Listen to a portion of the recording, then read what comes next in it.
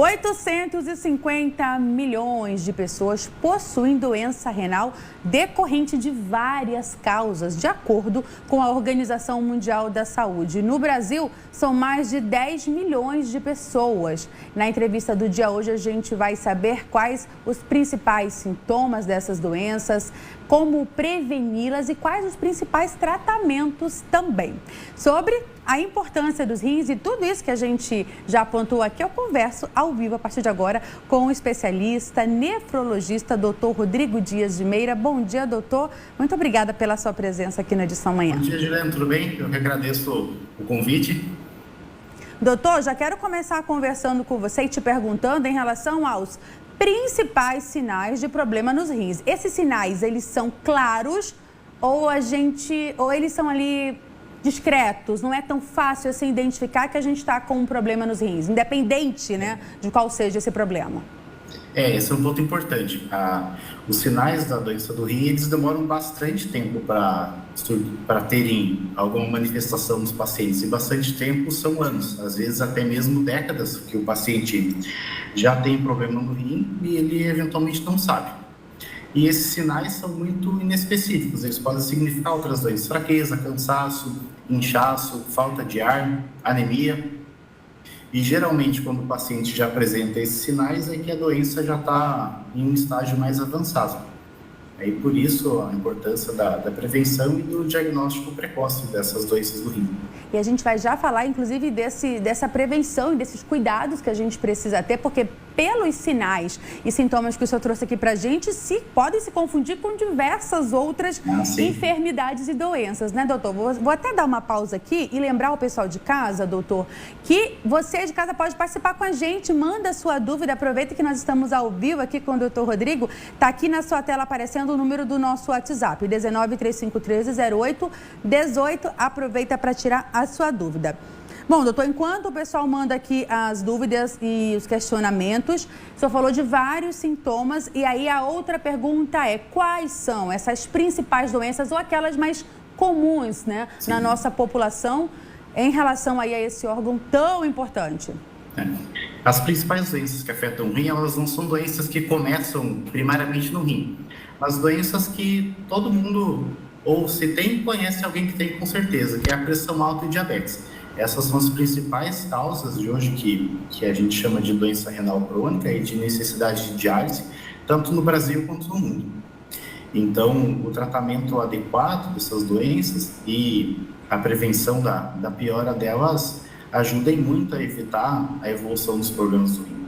E isso é um dos motivos que os sintomas demoram muito tempo. Como hoje, um tratamento mesmo que inadequado da pressão do diabetes, eles demoram ainda para o rim para falência. Essa demora é de 10, 20 anos.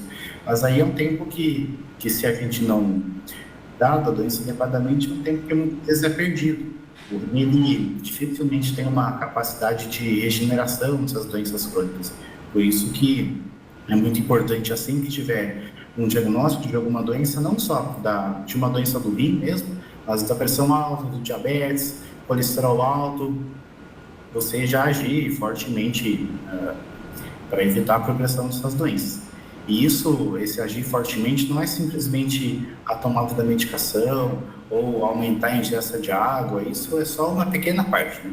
A prevenção das doenças do rim tem muito a ver, isso também o aumento do tratamento da pressão do diabetes que você tem muito a ver com o estilo de vida saudável, que é a atividade física. Não que você vai precisar iniciar a atividade física 2 horas por dia, todos os dias, mas comece com uma pequena caminhada, faça um exercício ao ar livre, alguma coisa que movimente seu corpo, fora a atividade de trabalho, serviço doméstico, e que você consiga fazer umas 2, 3, 4 vezes na semana. Alimentação saudável, evitar comer bastante salgado, porcaria, alimentos ricos em sal, especialmente se você já tem o diagnóstico de pressão alta. E aí lembrar dessa parte do sal, não simplesmente o sal de cozinha, mas também caldo de carne, embutido, salame, queijo, isso também são alimentos ricos em sal, alimentos processados. Evitar de fumar, e se você fuma, sugiro que você pare de fumar, isso também aumenta a chance de você desenvolver problemas renais. Então, a prevenção vai muito além do que a gente fala popularmente de beber mais água, né? Não necessariamente por você beber mais água que você vai ter menos problema de rim. A ideia de beber mais água é para você se manter hidratado. E aí o seu rim não ter... O seu corpo, em geral, não ficar com desidratação. Mas isso vai muito... A prevenção vai muito além, principalmente com um estilo de vida saudável. Perfeito, doutor. Várias orientações, inclusive, estava até agora conversando aqui com a dona de casa a respeito desse caso, né, do molho de tomate.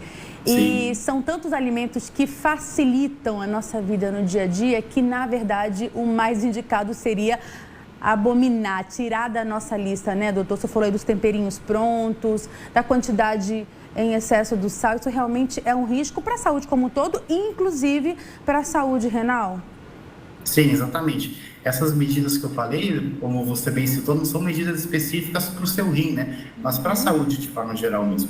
As doenças que cometem o rim, reforçando, não são doenças que, na maioria das vezes, começam no rim, uma inflamação do rim, mas sim outras doenças do dia a dia. Até mesmo a pedra no rim, que causam bastante dores, eventualmente podem levar à falência do rim, estão associados à alimentação, não só à água, mas também alimentações ricas em sal, embutidos, sobrepeso, obesidade. Isso já foi visto que esses fatores aceleram até mesmo a formação de cálculo renal. Então, quando eu lhe pergunto a respeito... Perdão, doutor. Quando eu lhe perguntei a respeito dos sinais, na verdade, outras doenças são os maiores sinais de que pode ter um problema na saúde renal da pessoa. Ou seja, se ela é diabética, se ela tem uma hipertensão, aí já é recomendado que ela busque um especialista para saber se está tudo ok com esse órgão?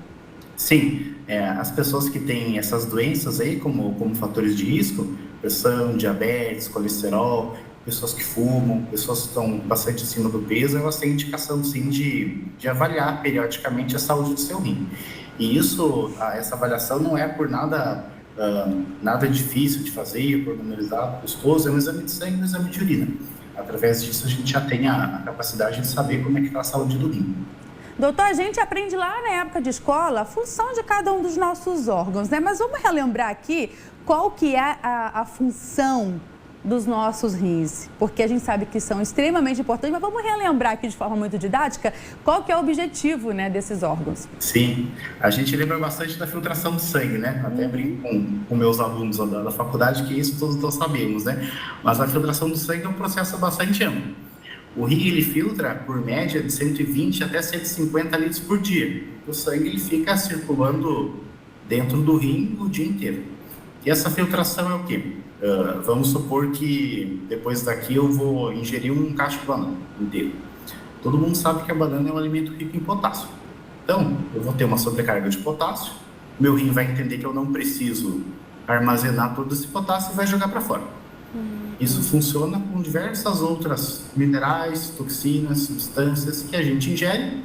Se o corpo entende que está demais, o rim joga fora. Então, até aproveitando, um dos sintomas quando o rim já está com uma doença mais avançada é você começar a reter esses minerais, essas substâncias. Por isso que a gente começa a passar mal, ficar com enjoo, ficar inchado. A inchaço, O rim, ele não tem só essa função da filtração em si, o rim também tem uma função hormonal. Ele participa do metabolismo do osso, do metabolismo da vitamina D, e isso eventualmente também são outros sintomas que esses pacientes podem ter. O rim, ele faz parte do metabolismo da anemia, ele produz um hormônio que estimula as células do sangue, as células vermelhas, lá na medula óssea. Então, por isso também outros sinais são a anemia, a fraqueza, né? Mas são sinais que, como você me falou, podem ser em virtude de muitas outras doenças, já que a função dos rins tem a ver com vários órgãos do corpo, né? A medula da anemia, o osso, os minerais, as toxinas, a filtração. E a importância desse órgão é tão grande que a Sociedade Internacional de Nefrologia criou o Dia Mundial do Rim, né? Que inclusive é celebrado anualmente em março. E esse mês também, né, doutor, foi escolhido para conscientizar a população sobre o câncer de rim. Por isso também tem ali o Março Vermelho, como ficou conhecido. No Brasil, existe uma estatística, um ranking da incidência desse tipo de câncer? É um tipo de câncer comum no nosso país? Olha, não é um tipo de câncer comum. Existem alguns fatores de risco, que inclusive você ter esse renal crônico, que a gente chama ter um problema crônico dos rins, é um fator de risco, ou algumas síndromes genéticas, mas de forma geral ele não é um câncer comum. E também, infelizmente, tem muitas vezes o diagnóstico tardio, porque ele também costuma dar esses sintomas inespecíficos aí, de mal-estar, fadiga e, eventualmente, sim, alguma coisa mais grosseira, de sangue na urina, palpar o rim no exame físico, uma massa na barriga, dor na orla do rim, aqui na região das costas, os flancos da barriga, mas é um câncer, de forma geral, raro, não é dos mais comuns. E é importante a gente relembrar que ele existe, de certa forma, para a gente também fazer o reforço dos cuidados com o rim. Certo, doutor. O senhor já até falou de certa forma sobre esse assunto, mas nós recebemos uma dúvida do Pedro de Campinas e ele pergunta se alimentos ultraprocessados podem interferir na saúde dos rins. Não vale a pena a gente enfatizar mais uma vez aqui, também respondendo ao Pedro, né? Pedro, sim, de forma geral, alimentos com muitos condimentos, especialmente na parte do sal, que geram aí a sobrecarga renal. O rim, ele tendo que excretar mais sal que você ingere, e especialmente um rim já doente, ele pode ficar sendo sobrecarregado e isso vai gerando a mais lesão no rim.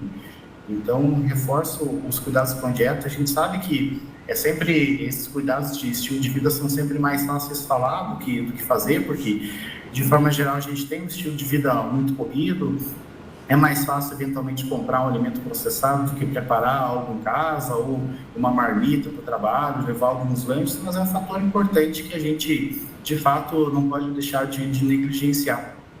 É o investimento literalmente na saúde, né, doutor? E para a gente fechar aqui o nosso bate-papo, nossa conversa de hoje, queria que você falasse um pouco sobre os tratamentos. Cada tipo de enfermidade, de doença relacionada ao rim, pede um tipo de tratamento diferenciado?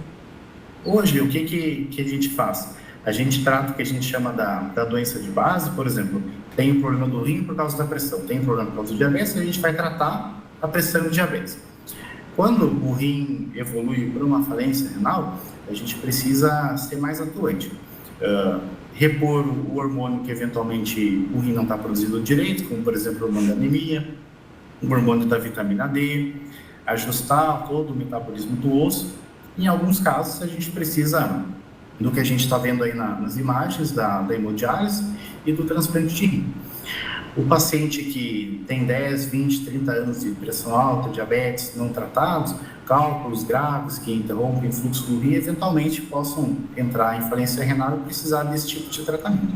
Se você conhece alguém que precisa ou tem algum problema renal mais importante que eventualmente no futuro, até seu médico já falou que precisa, adianto que, claro que é uma jornada muito difícil, mas não é mais o fim do mundo que era no passado. Hoje, através da máquina da diálise, seja numa clínica de diálise, existe até mesmo diálise em casa que você pode fazer, ou do transplante. A gente tenta, através desses tratamentos, dar a melhor qualidade de vida do paciente para ele viver, não em função da máquina, mas em função da vida dele. A gente tem hoje em diálise muitos pacientes que trabalham, jovens que fazem faculdade, vão para curso, viajam, vão às festas. A gente tenta adaptar a diálise à rotina deles e não o contrário, eles se adaptarem à diálise.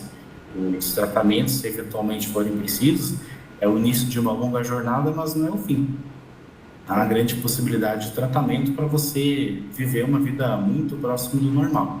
Claro que com algumas restrições, mas muito próximo do normal para aproveitar o que a vida tem de melhor, ficar junto com a sua família.